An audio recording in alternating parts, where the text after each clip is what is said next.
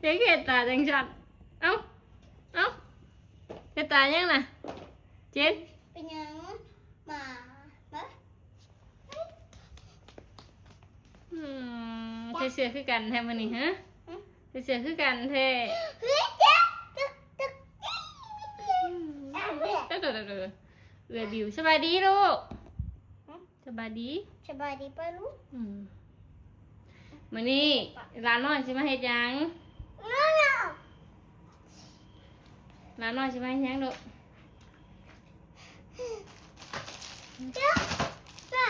มื้อนี้ร้านน้อยจะมาห่อของถูกบ่แม่นห่อของแม่มาแพ็คของแม่นบอกดูลูกล่ะสบายดีก่อนสบายดีเลยสบายดี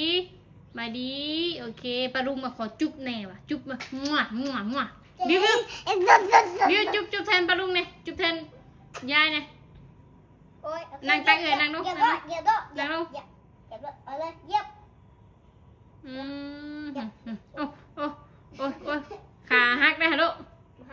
ขาเจ้าหันชีหักแข็งแห้งมาให้ขนมพี่น้องแล้วให้เข้ามีFC เพิ่นซื้อของทุกให้เป็นถุงยังซีบเนาะเป็นถุงมีขนมมีข้าวมีปลากระป๋องเนาะแต่ว่ามีนี่เป็นของเย็นพี่น้องเนาะแต่ว่าบ่เตียงสิบ่แจกเป็นแก๊สยังมันบ่ทั่วถึงเนาะเพิ่นสิให้ร่วมกันให้นี่เนาะแต่ว่าเฮาบ่ได้คิดเงินในหั่นเฮาคิดแต่ขนมกับข้าวแล้วก็ปลากระป๋องเนาะขนมก็เต็มเลยพี่น้องเนี่ยเพื่อขยุ่นขึ้นรถกินแจกเลยเพื่อได้ขายเพื่อมาฮอดเฮาแต่กับขนมอันนี้พี่น้องเนาะสิเฮ้ยลูกเอียงบ่นี่ประตูออกไปเอาไม่ตู้เลยเอาดีโทรบอกว่าเมื่อละบ่ว่าสั่นมาฮอดบ้านแล้วชอดเพื่อนเดี๋ยววะคนจะไม่ว่าไม่เอาไม่ตู้แน่วะพี่น้องนอกขนมแซ่บเลยพี่น้องเลยที่ให้แช่ถุงเลย2 ห่อหรือ3 ห่อไล่เบิ่งก่อนเนาะพี่น้องมีงบอยู่4 ล้านเห็นมาเนาะจะซื้อได้จักชุดแต่ยังบ่ฮู้พี่น้องแต่ว่านี่เขาซื้อมาเผื่อไว้เนาะตะกี้ว่าจะเอาแบบนี้พี่น้องเนาะแต่ว่าต้นทุนมันหนาจากแพงแน่10 ปลายพันเนาะอันนี้ค่ะมาสิพอๆกันบอกกับตัวดูห่อเป็นห่อมันด้วยนี่ไรพี่น้องเนาะแต่ว่านี่มันสีมีอยู่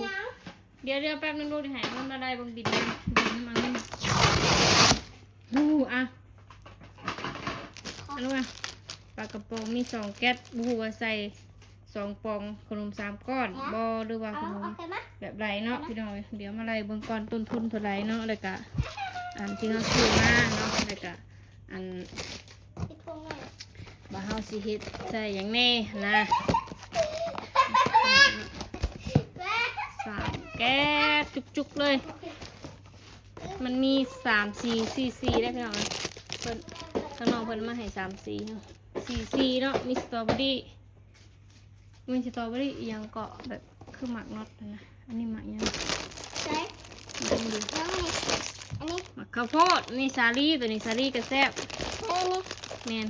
ห่อหนึ่งมีถุงหนึ่งมี10 ห่ออันนี้จะเป็นนมตัวนี้รสนมเอาไว้ก่อนลูกอะไว้ก่อนเด้อไว้หาเงินมาไล่บังก่อนเด้อพอเป็นยังด้วยน้องดินกันก็ได้พอเป็นยังดอกอันในประตูยุ่งจีขาวดูคำเลยอันในประตูลูกเอาไว้ก่อนลูกไว้ก่อนเข่ากระเพงพี่น้องเอ้ยเนาะขึ้นมาสอบไป700,000 ปลายบ่ได้พอแล้วบ่ต้องดึงมันขึ้นมิ้วแก้ปลากระป๋องนู้นลูกมีจะแพ็คนับตัวบ่นับขวนบ่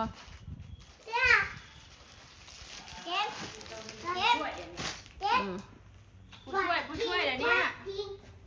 ไปดีเด้อบายดีบายดีบังลูกบังโอ้ยไปทางไหนบัดนี้ตายไปพี่น้องเดี๋ยวสิลองให้เขาก่อนว่ามันจะได้จักถุงเนาะคือมา700,000 ปลายเอามือก่อนเพื่อนมือก่อนเดี๋ยวสิมาใส่ต่อเด้อพี่น้องเด้อเดี๋ยวไปนางยางมาให้อาเนี่ยลูกเดี๋ยวมันจะยืดยาวเหมือนกันเราห่างด้วยลูกให้ถุง1 โลแล้วเดี๋ยวเอาช่วยน้ำแข็งดูพี่นางเชื่อว่าช่วยน้ำแข็งค่ะช่วยน้ำแข็งน้องมึงดูค่ะ เฮ้ยเฮ้ยเฮ้ยเฮ้ย ฮะ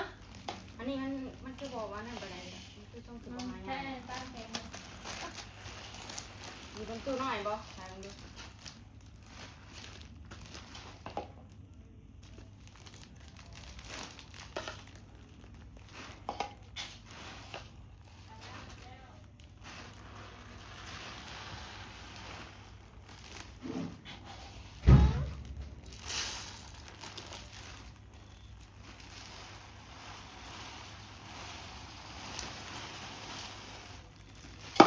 ตำกล้องแม่นะลูก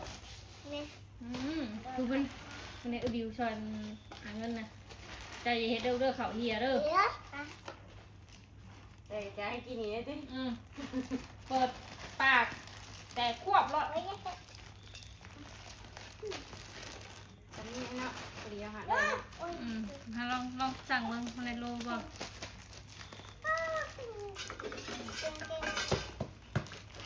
ก็ไก่ แกะโลอีกโลป เดี๋ยว ลา ทงเอาโลบ่ อันนี้ก็ได้แล้วพอดีแล้ว เดี๋ยวเนาะ เผื่อทำมาเราออกอีกก็ได้เผื่อทำมาได้ทำมาอันนั้นนะพาผัวมันต่อแน่นะ บ่ได้จะเอาภาษาออกให้มันได้โลนึงเลยนะพี่น้อง นั่นแหละเขาก็ได้อยู่พาผัวเข้านี่ นี่พอดีโลนึงเลยไก่นิดนึงเอาอีกนิดนึง ได้หรอกนั่นแต่พอเป็นยังหรอกเอ้ยเฮ็ดอย่าลองดิดในโลกเข่าเลยนะจะเฮ็ดน้องสิอาเจนนะเบิ่งซับลูกไงไป เห็นบ่ มา ไปนอบ าน ดนี้พี่น้องเลยลงโตกันแล้วบาดนี้เนาะ บายดีพี่น้องบายดี มา บายดียามแรงเด้อ เตรียมของให้บ่เตียงก้อนพี่น้องเลย พอดีสุดละ80,000 80,000 ตรงเป๊ะเลยพี่น้องเลย 80,000แล้วอยู่50ชุดพี่น้องเนาะ มามี1มาม่า2ปลากระป๋อง3นมซอย4ขนม5แป้งนัวพี่น้องเลย5ย่างมื้อนี้เนาะ พี่น้องดิวมาตั้งเมย์ดิว แต่ว่าปลากระป๋องนี่ ตั้ หั่ ง น เมย์ต้องเห็นเมย์ปะ ปลากระป๋องนี่หั่นซองมีกับซองแต่ว่าอันนี้อย่างละ1เผากับแป้งนัวนี่พี่น้องเลย มีเฮาบ่ได้คิดราคาแล้วพี่น้องเป็นมีของเอ้ยเย็นเนาะมี เพราะ แต่ ว่าเห็นใจเงินแล้วเนาะ มีแต่ขนมปลากระป๋องนมพี่นัว ถ้าว่าคลิปนี้เข้าไปน้ำกระชุดแล้วก็ชิปได้นี่เนาะ เป็นเมย์ปะลูก ฮัลโหลไฮเห็นบ่ มันหาไม่สิบอกนี่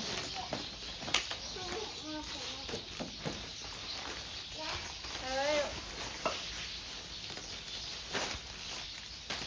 ดุยๆเด้อ เปิดร่มเลยยุ่งครบเด้อเลข3เด้อ นี่ก็ไฮยามคำรอบคำพี่น้องเลย2 คน แล้วเพิ่นสิไปบ้านใดยังบ่ฮู้พี่น้องเนาะก็ไปจำไม่เนาะ 2 คนมื้อนี้แม่อ้วนเพิ่นมาส่งปลาแล้วเพิ่นเมื่อเพราะว่าเพิ่นไปเอาปลามื้อนี้รถจักรเพิ่นมาบ่ได้ จักอย่างเลย สี่หาอย่างบ่ ขนมก็แซ่บ ขนมบองก็อร่อยดีได้นี่ของไทยได้นี่ขนมก็ ใส่เผือก 1 2 3 4 5อย่างแล้วว่าบ่6อย่างทั้งนี้6บ่แม่เราอ่ะ 1 2 3 4 5 6 7 8อย่างมันต้นถุงบ่ ก้านก็ได้ดอกนี่ยังบาทนี่ยังบาทนี่ นั่งลงนั่งลงเบิ่งกระตุ้นน้ำเบื่อไปเดี๋ยวเปิดเบิ่งกระตุ้นให้น้องนี่ลูกเบิ่งนิดนึงเด้อแค่นั้นคือน้ำเด้อ อยากให้แกะแดดนี่จังมาไก่เบิ่งอาสิแกะให้นะ เบิ่งกระตุ้นไปแล้วไปเบิ่งสิปุ้ยไปคุณปุ้ยว่าวิว แบ่ เด้ ง อ ครึ่งเด้อคันแกะเลยเด้อแบ่งครึ่งเนาะคันแกะเลยเนาะมาแบ่งครึ่งมันจังบ่เป็นวัดเอา ตัวนี้ข้าวสอบนึงมันบ่พอ เอาใช่ว่าแบ่งครึ่งใช่ว่าแบ่งครึ่ง ก็เลยตั้งข้าวคั่วอีกหน่อยเนาะ แบ่งครึ่งไงลูกเอาใช่ว่าแบ่งครึ่งกันเอาแกะให้ไปเชยบัดนี้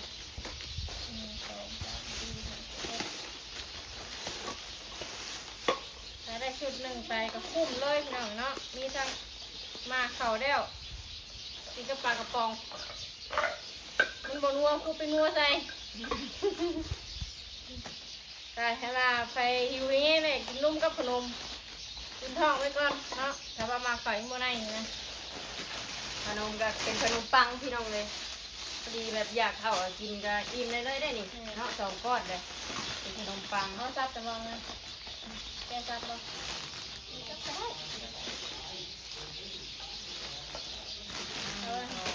จานที่ นี่แล้วนะจักแวะ สองคนก็จะลืม ไปน้ำนับไปน้ มีเกือบมีลืมเลยพี่น้องเลย ำมอนในเสียงนะบิ้วเลยเปิดพีได้น้องเบิ้งน้องยังอยู่ลูกบริเจ็ดได้เลยน้องเบิ้งนะบิ้ว1 2 3 4 5 6 7อย่าง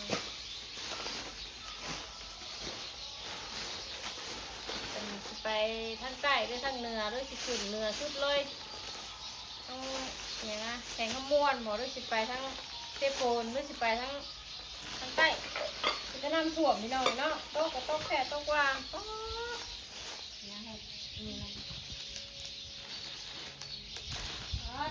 เดี๋ยว เอาเสียงนะลูก ว่าแล้วโมเมนนอนนะบอกอยู่ต่อไป ไป เนี่ย ให้เครื่องซอยเลย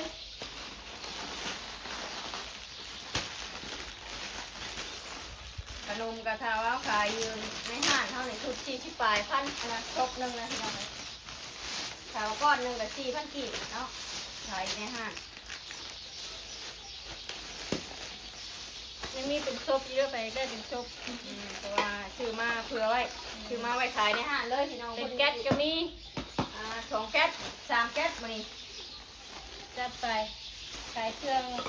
งได้200,000จัดไปหาลาดจัดเลยเจ้าเงินได้ผมเทวะไปด้วยนัก1 2 3 4 5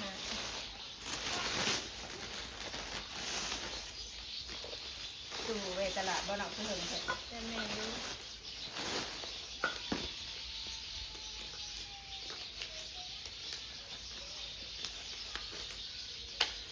มันอยู่บ้านต้องจับไปไว้ใช่ไหมจะถามป้าปิ่นจะลูกคนจะเอาน้ำมกกระเด็กได้หรือมาเลย แตงโมปลากระป๋อง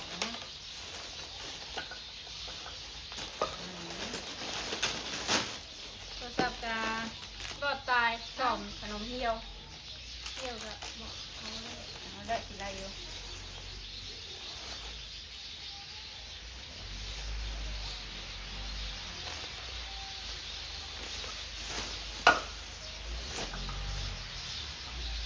บริจาคเถิงก็ได้เป็นชุดแบบนี้เนาะ แม่ไปเถอะเลยจะลืมเลย ปกติจัดเป็นพวกเครื่องครัวสีมีมาม่าปลากระป๋องมีอันแตงโมมีเกลือมีปลาแหลกมีพริกมีกระเทียมที่เราในปลาน้ำปลาน้ำมันแต่ว่าเรามีบุมีแต่แตงโมมีข้าวมีกระต้มขนมเนาะขนมนมเนยดอก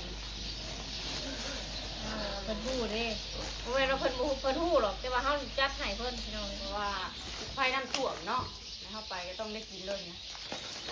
ข้าวเลยสำคัญ เพราะว่าเฮาจะเอากระดาษใส่มันจะได้ฮอดอันงูเพิ่นน่ะนะแล้วก็ได้เอาไปนวดใส่ หมูคน ซอย ได้แก่อบบ่ อ๋อได้อยู่ใกล้ตรงแต่งนึงเจนใช่มาเจน มาขายดิขายดิ ใครเด้อบ่เว้ย ขายดิ โอ๊ยเดี๋ยวใครเด้ เด้อ ใช่มาน่ะลูกดึงแม่ส่งมาเวทีบ่ดี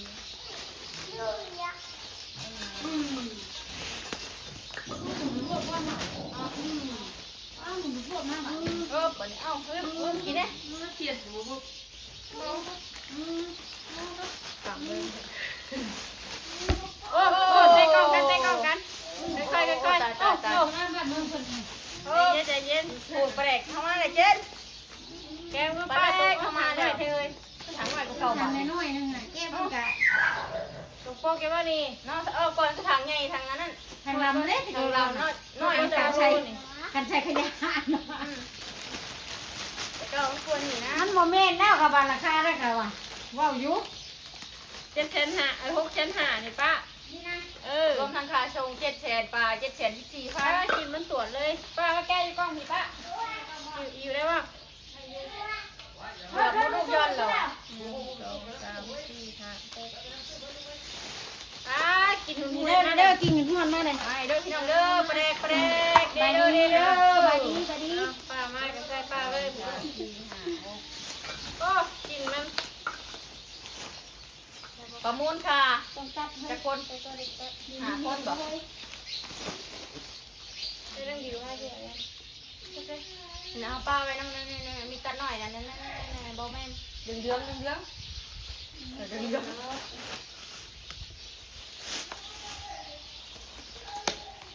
ประมูลค่ะหาคนบอกได้4 คนประเด็กชื่อมาแต่กะลงเอาเงินรวมกันเอาพี่น้องเลย ตัวน้อยตัวใหญ่ดิกินมันคือแปลกตามแปลกแกงได้ป่าดิ1 2 3ว้า ตัวยูเป็นตัวยู ชาที่เขาหมดบัตรนี่ นี่นะหนักอยู่นะ ไม่ว่า ตัวยูแล้วกัน จังสิแน่เนาะ ตัว ย ยาวนี่ก็ได้แล้วว่าใครเบิ่งอย่างนี้ ได้เทตรงปกได้คำจิจับ แต่ทางมันนี่ได้เจ้า จะทางได้ว่าเจ้าของเงินว่าเจ้าของเงินต้องได้ทางว่าผู้จ้างว่า ของเขาทางไปใส่ขยะ 1 2 บุไม่ใช่ยังเล่นที่ใช้ขยะบอก เขาไปใส่ขยะตัวไหนเลย มาเด้อ ใส่กันใช่ไหมลงกระเด้ง ยาเราพักผ่อนแล้วไป บ่นั่งคิดต้องกัน มาเมื่อยแล้ว เขาจะได้1จะไหน อันนี้ ใช่แล้วไป1เขาแล้ววันนี้ ขยะสักสิเป็นหนึ่งเขาหวาน เขาเขาไม่ได้มาอุ่นหนังสิแล้ว ไอ้ว่าเขาสิเป็นหนึ่งเขาสบายทะลุคนเด้อ แต่พักผ่อนเลยไปตลาดแรกมาปะ เบย์อยู่ไปเบย์เถื่อนนี่ก็ให้ลูก ยังไง หมูลูกอยู่ไปลูกอีกปีเจงลูกหมูลุงโทบอกใหญ่ยังกับพี่ใหญ่ ปลาจอยอันนั่นเอานั่นมาปลามาให้ตู้ละเช็ดประเด็กเลยได้คณะบุเฮน้ำเสียวเมื่อปะ ปลาเค็งเนี่ย ปลา ปะ เข็งหน่อยปลานี่หน่อยนะปลา หน้า ชี ตาไอ้ใหญ่กับพี่ใหญ่ มีน้องเนี่ยเนาะสิปล่อยสิน้อง แล้ว เนาะ เราบุเฮประเด็ก ฮะ นี่ลูกกับพ่อน้องโตลูกนั่นนะลูกกับพ่อเลย บอก กระเทนทองแม่แม่นึงเป็นใหญ่ได้แม่นึงยังไง สามน้ำบดวดใช่ยังเนาะ โอ้มันไปได้เลยว่ะ ยังแต่น้ำรวดไปก่อนได้พี่น้องเอ้ยน้องก็ได้เว้นน้องละคล้อง ปลาจอยเป็นเอานั่นมาให้พี่น้อง เอา ตู้ 1 2 3 4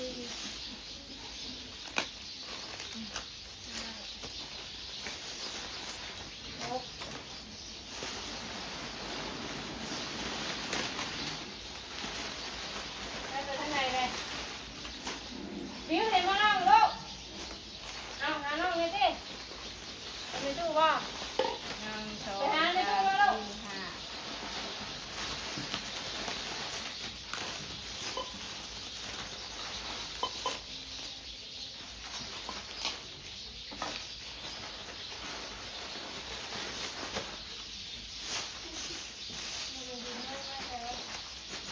เขาป่นเขาตื่นเนี่ยคือการแถวได้หาที่ชุดติดลายเนาะหาเจอได้สิน้องดี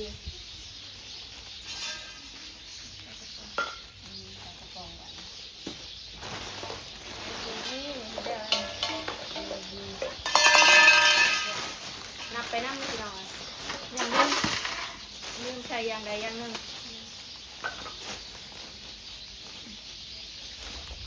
โอ้ฝรั่งบอกแต่ว่าบูหัวาเพิ่นสิไปจะพ้นเลยลงบุญกับน้ำเจ้าบ่ได้ถามว่านี่ตัวนี้บ่เครื่องนะ เขาไม่รู้อะไรเลยค่ะเลย เนาะอีกว่าเครื่องหน่อยแต่นี้บ่ให้ไปน้ำนี่ไปจ้ะ คือมีเชิงไว้ได้ที่ ถ้าใครอยากสมทบไปน้ำกับจ้างได้เด้อพี่น้องเด้อ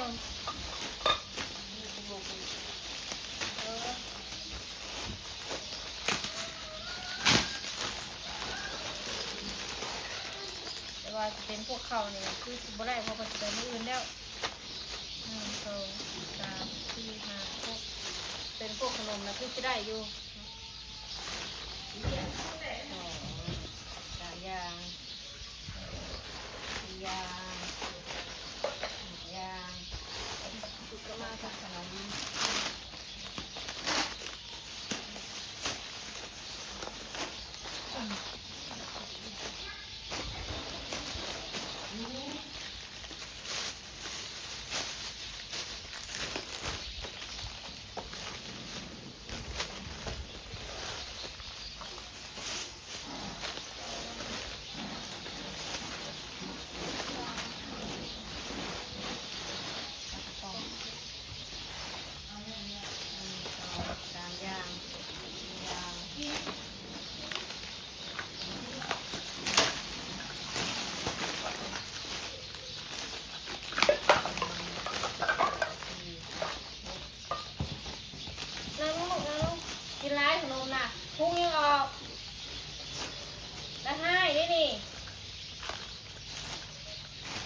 ตุ้นน้ำเมื่อยผมแม่กระตุ้นน้ำเมื่อย แทงมาโอ้ ผลมาเลย ผลลูกมิดกัน โอเคคุณต้อง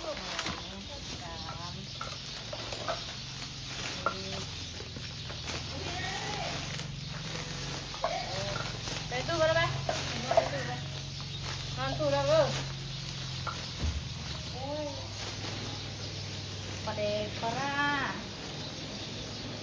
ปานกันแล้วเบิ่งจะแช่พูดแล้วจะโตพี่น้องเลยสั่งมาแต่รอบหลายเดือนก่อนท่านในลำหน้าอีกงานสั่งมาคนบอกใช้คนละอะไรเช้าปลายหรือ30เราหาตัวบ่ ประมาณนี้นะจะคนมา4 คนบอก ป้าปิงป้าจอยแล้วก็แม่ยังเชื่อไป 4 คน ในตู้อยู่ไม่อ้วนมากไม่แปลกเนี่ยใส่มาหอมเลยเหรอ หนักมันนายที่แล้ว กินไม่ได้จ้ะ ก็เลิกใส่กินเลยได้ชื่อหล่อนสิกินไปได้ บ่จ้ะ ได้ที่นายส่งอ่ะขอท้องหน่อย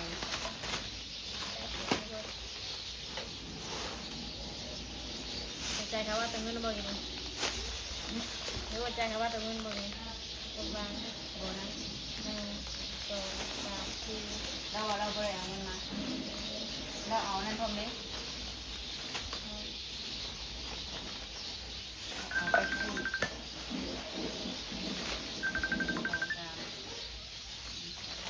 ว่า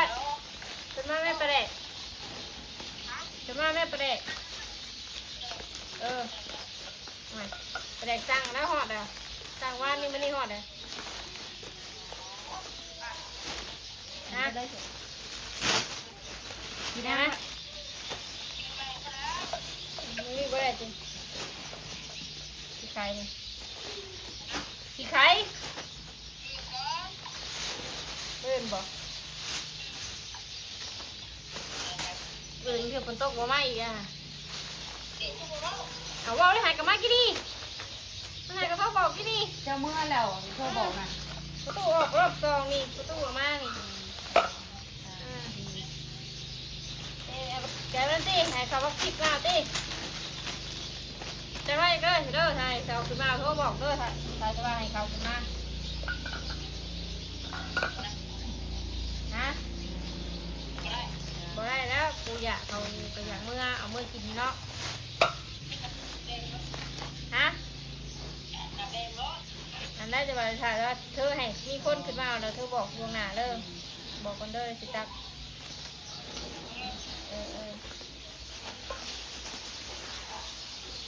วางก็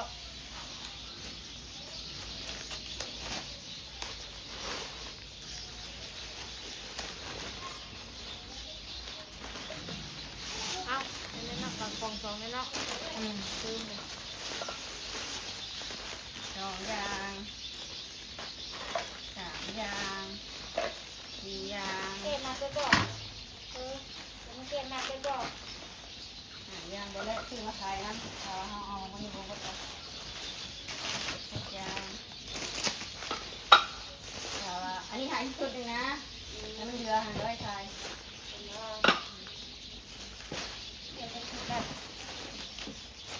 ยังเหลือฉันนี่แหละเขาเหลือเท่าเขาได้พอหาสุดได้งบก่อน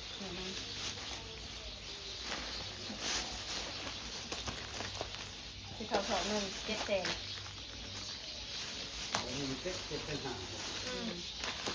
เขาได้กี่ได้เมตู้น่ะพวกคนแดกได้หายเบิ่งมีข่าวช่วยอยู่แต่ว่าเราแหลกคิดชอบอะไรคืออยู่จัก ปลาห้าสิบดังแท้สองไม้ เอ นี่ อประมาณนั้นแหละ แต่ว่าทำเหล็กวันนี้ตัวจำไม่ได้วันนี้เหล็กพวดเลยเอาสองนี่เนาะยืนเข่าตรงไหน บ่เอาเสาอื่นสิทำหนักมากกับมาจ่ายเงินอะไร ไปเมื่อนั้น เจอว่าบุคคล ไปเมื่อนั้น2 กล่องไม่ได้ตัวคนน่ะสบายว่าคิมล่ะไปเมื่อนั้นเราไปแก้เอา6 กันเบิ้ลบ่อันที่ตัวติดนะเราไปแก้กล่องมันนั่นนี่ได้กล่องอันว่าคิมพาทีวะแก้เขาแก้เฉินมันนิดนึงเขายิกเบิ่งมันมีอย่าง คน นะ อยากมีของนั่นที่ของผิดกฎหมายที่ คนเสียบอกเห็นยังสิเด้อให้ได้นั่นสิเด้อ จะต้องบอกลูกค้าเนาะ แต่โทรบอกเลยเด้อ เอามาจะแก้สิ เดี๋ยวว่าตำรวจได้ยินป้าว่าตำรวจกันว่าตัวดอกคนฉีกออกบดว่าตัวบริเกตเตสบูได้เพิ่นเก้เฉินสีหน้าเบิ่งว่ามันมีอย่างจกเบิ่งถึงเลยนึง บอกแล้วสิเด้อ บอกแล้วอย่าเก้อย่าเก้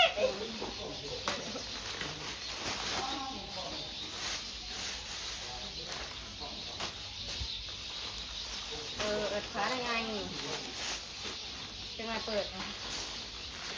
เปิดประเด็กเปิดขาง่ายประเด็กได้ เอาโมเลยจ้ะ มูแต่ทำเบง ให้ตัวเมื่อไหร่ มูจะได้มูก็มาเอา เดี๋ยวว่าเดี๋ยวว่าจะ แจ็คแล้วแต่ว่าคนเขียนเอามือหายก็แล้วแต่หรือว่าคนอื่นก็แล้วแต่ ถึงมา เอากะบริจาคไปแล้ว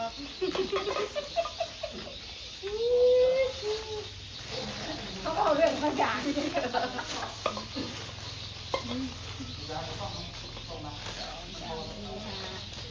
คือโทษใครหนุ่มเดียวโทษเยอะค่ะโทษของมันเนี่ย บริเปลี่ยนเลยว่า เอาดิ มือสองคนก็เพิ่นเกือบแม่นไม่ได้ร่างไงเพิ่นใช่โดนน้องใหม่น้องใหม่อยู่ ได้กันได้ละ เอาเนาะอ้อยอย่างแล้วอย่างไรคน ไปดีแหลกก็ยอมเลยสิ เอานุ่มแรงนุ่มกองนึงเลยตู้เย็นผูก มันก็มีเคล็ดลับอยู่อะ แรงนุ่มชายกองหนึ่งน้องใหม่อยู่เฮ็ดได้เด้บาทนี่อยู่เปรี้ยวบาทอยู่เปรี้ยวบาทนี่สิกี่โลแล้ว ต้องมี เนาะ เดียวไปไม่ได้แหละ เดิน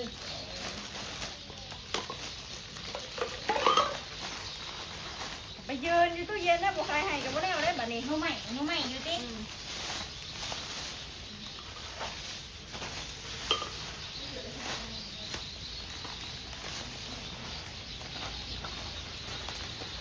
อันนี้แท้ๆที่นั่งเป็นกำลังใจ จ้า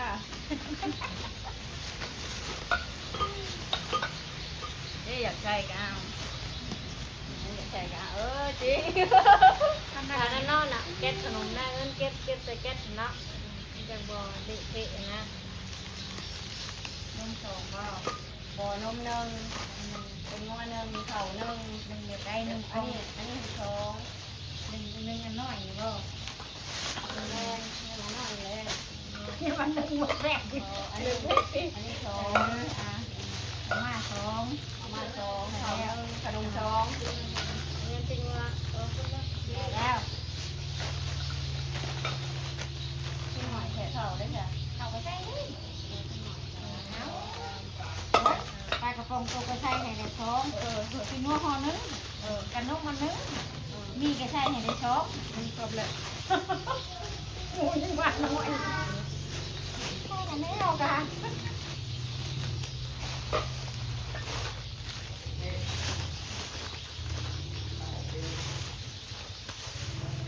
รูปปลาไม่ได้รูปสองกำสามกำ แม่ให้เขาโทรถามแม่ได้ไปแม่บอกเขา ดูก็จะถามว่าชื่อบ่อปลาแดกนะบอกเดี๋ยวสิบหันก่อนได้ชื่อนะไม่ลุงดิสามคนสี่คน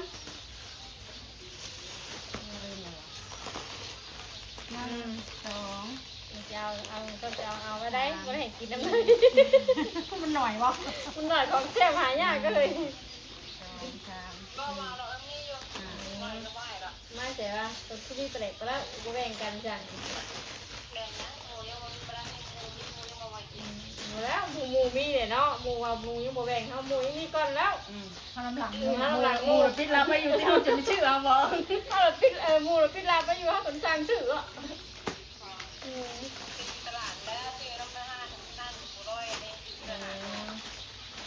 โอเค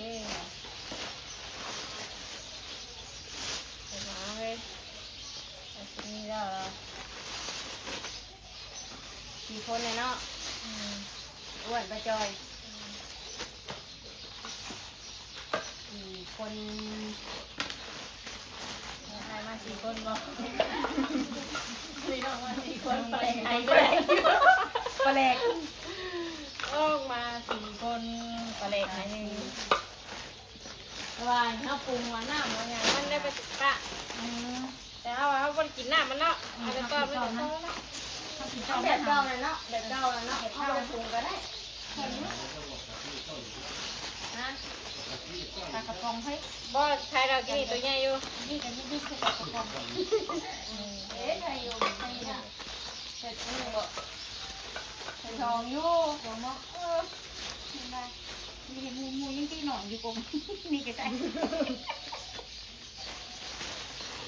ก็ แต่ เป็น อั แต่ น อัน นี้ นี้ ว่าคือยังหาย อันนี้หาย คนเราคือขาดตรงนึง เนาะหมูแล้วได้ไหมบาทส่วนหรือว่าก็ว่าส่วนด้วยแล้วน่ะเขาใส่กับอันนึง อันนั้นน่ะ40อันนี้น่ะ10อัน น่ะอันนี้กับอันนึง ข่อยพี่จ้า นี่กับอันนึง ข่อยเคยลืมเมื่อแต่ว่าปลาแดกอ นี่ ยู่ กับอันนึงต้องรับประกันน้ำมูก เบิ่งนอดของจอน เก็บมา4อันของเฮานี่ ตอนข่อยนำน่ะอันไปงวแรกไปงวนี่น่ะใช่ไปงวนี่10ตัวนั้นนี่40 กินไปน้ำเฮ้ยเขาบนวด ตัวหายากสิ นี่กับอันนึงอ่ะ อาจารย์ยาโอเค เราเบิ่งกันเลยเราเบิ่งขนาดว่านับไปนับได้สิ สรุปนี่เราก็มีอันเดียวอยู่ น้ำผมคิ้วเท่านั้นแหละ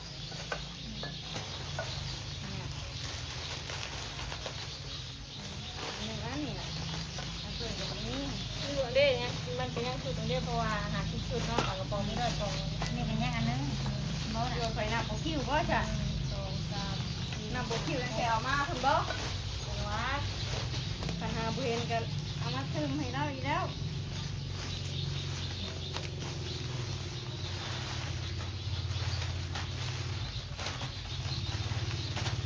หัวเสีย เย้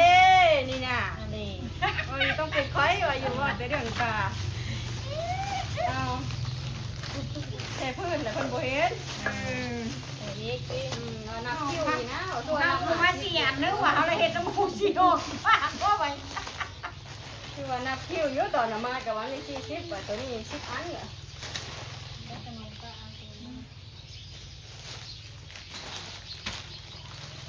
ตัวนี้นี่โอ้ยของแทน น่ะ เดียว ของแทนเหมือนที่ใช่นี่นี่แต่ขนมคุณท่านแล้วก็กล้องใส่ โอ้เดี๋ยวมันจัดการมันดอก นี่ให้เบ่งเลยยันนะ ไม่อยาก คือเหมือนพึ่งนะ หรือว่ากับเมื่อยเด้สินาง แล้วโอ้ยเกียดเด้ฮอลฮุบอันนั้นห้ากับขาดว่าไอ้บิ้วอ่ะโอ้ยฮอลฮุบกับขาดนะฮะคุณกับเมื่อเชยว่ะที่แท้ว่ะ เอาผลเอารถใหญ่มาดิลุงบุญไปหน้าอะไรก็เป็นมาเอาปลามาให้เลย เข้าไปสั่งไม้เท่านั้นเหรอของเข้าไม้กูนี่ได้บ้านนี่เหรอเขาก็ว่าที่แรกเขาแบบว่าของเข้ายังไม้กูนี่ได้บ้านนี่เหรอมัวของมึงเลยเหรอ นี่ก็บอกมึงอะไรไม่ยากสิ นี่ก็บอกว่าเขาได้ไปย้อนอยากใช้เขาบอกมัวของมึง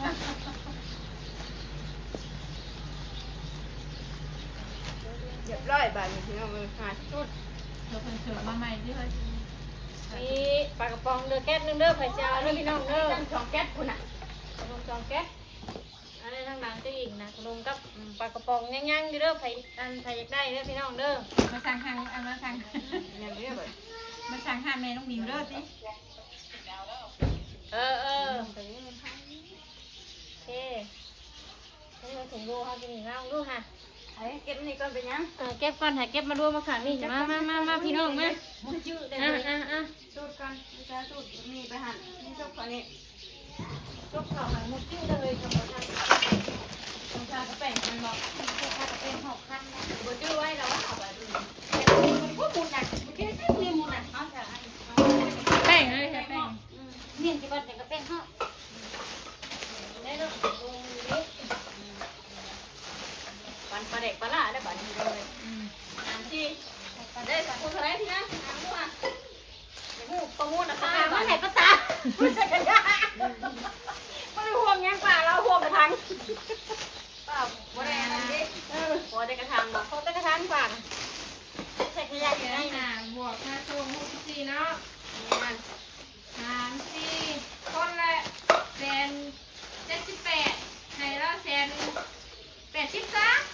เค 2,000ที่เฮ้ย 2,000นึงอ่ะมัน178,500ต่อคน 1,500 นี่เด้อบ่ได้ตัวเลยนี่เด้อนี่มีคน500พุ่นน่ะ มีเด้อหมู่เพื่อนเด้อ หมู่เพื่อนเด้อแต่ว่าอยากให้น่ะ180,000ก็ได้เด้อ2,000กีบเอ้ยเพื่อน2,000กีบเอ้ย1,500พาประตูละแกมาซะ 1,500 1,500เด้อพี่น้องเด้อ กระแป้งมาทายให้กระ ไปพี่น้องเราคลิปนี้ก็ขอจบไปก่อนนะฮะเงินต่อไปเลย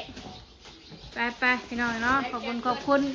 ผู้ใหญ่ใจดีหลายๆเด้อที่ชื่อเครื่องชื่อของในห้านเฮามื้อนี้เนาะขอบคุณอยู่ดีมีแห้งบ่จุกุทุกคนเอาบุญน้ำกันแจกจ่ายอิ่มท้องอิ่มใจ โอ้